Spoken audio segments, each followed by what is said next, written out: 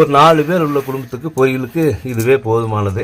இது சும்மா ஒரு பச்சை மிளகாய், அப்புறம் கொஞ்சம் பூண்டு, அப்புறம் கொஞ்சம் சீரகம், கொஞ்சம் மிளகு அப்படியே தட்டி போட்டு இதை லேசாக தண்ணி விட்டு வேக வச்சு தேங்காய் துருவி கொட்டினோம்னா ரசத்துக்கு வச்சுட்டு சாப்பிட்றதுக்கு, சாதத்துக்கு வச்சு சாப்பிட்றதுக்கு ரொம்ப அபாரமாக இருக்குங்க. இதை மிளகாட்டியும் காய்ச்சலாம். இதுதான் ஒரிஜினல் நாட்டு பீர்க்கனுங்க. நம்ம சந்தைகளெல்லாம் பார்த்துருப்பீங்க, முழங்க நம்ம கை ஒசரத்துக்கு இருக்கும், வாழாட்டு இருக்கும், பாம்பு மாதிரி. அதெல்லாம் ஒரிஜினல் கிடையாது. இதுதான் ஒரிஜினல் நாட்டு பீர்க்கனுங்க. இப்படி நம்ம செடியில் ஒரு செடி தான் வச்சேன். வாரத்துக்கு கிட்டத்தட்ட 20 காய். 2 தடவை நம்ம வாரத்துக்கு பொரியல் பண்ணலாம். குறைஞ்சபட்சம் வர்ற 3 மாதத்துக்கு இது காய்ச்சிட்டே இருக்குங்க. இன்னும் ஆடி பிறக்கலை. ஆடி பிறந்ததுக்கப்புறம் 2 செடி வச்சுருவீங்கன்னா அந்த வருஷத்துக்கு காய்கறி நம்மளுக்கு சரியாக போயிடும் தோழர். இதுதான் இன்றைக்கி நம்ம வீட்டு பொரியல். நேற்று ஞாயிற்றுக்கிழமை, இன்றைக்கி திங்கக்கிழமை. மலைக்கு போகணும், அதுக்குள்ளே அதை பொரியல் பண்ணி சாப்பிட்லாங்கிறது ஐடியா.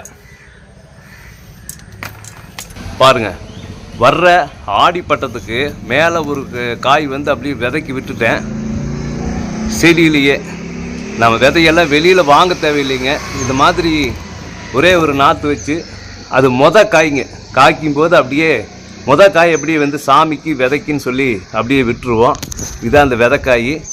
இது 1 மாதம் கழித்து ஆடி பிறந்ததுக்கப்புறம் ஆடி பிறந்ததுக்கப்புறம் செடி அப்படியே வாட ஆரம்பிக்கும். அந்த செடியிலேயே இது காயணுமுங்க, பொறிச்சு வைக்கக்கூடாது. செடியிலேயே காய்ஞ்சு போகுது, காயிற போது இது நல்லா தரமான விதையாயிடும்.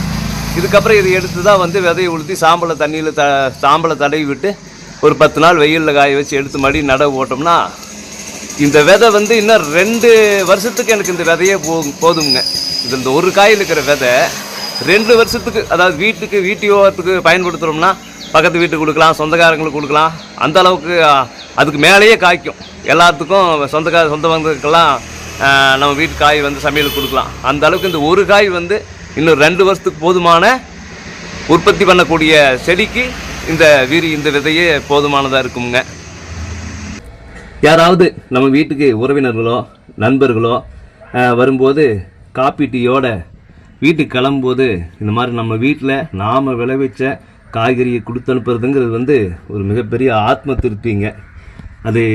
அது நம்ம வாழ்வியல் சார்ந்த கிராமத்து பண்பாடுகளில் இந்த முறையும் ஒன்று. அதை தான் நானும் முடிஞ்ச அளவு பின்பற்றிட்டு வர்றேன். ரொம்ப திருப்தியாக இருக்குதுங்க.